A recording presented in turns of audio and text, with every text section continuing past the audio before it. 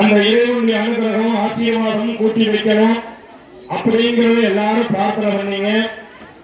எல்லாருடைய குடும்பங்களையும் கல்யாண வைபவங்கள்ல நடந்தேறி எல்லாரும் எல்லா விதமான சௌபாகியத்தையும் பெறணும், அப்பன வைபவங்கள் நடக்கணும் அப்படிங்கறத அந்த எம்பெருமான் பிரகன்.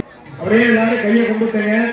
அப்படியே எல்லாரும் சொல்லுங்க, ஓம் மங்களே மங்களாதாரே மங்களப்பிரதே மங்களார்த்தம் மங்களேசே மாங்கல்யம் தேகிமே சதா.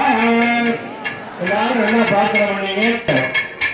ஓம் மாங்கல்யம் வந்து நாமம் நாம ஜீவன தேவா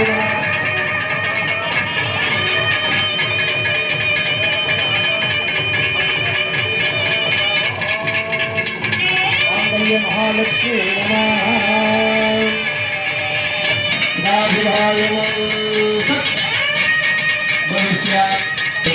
नमः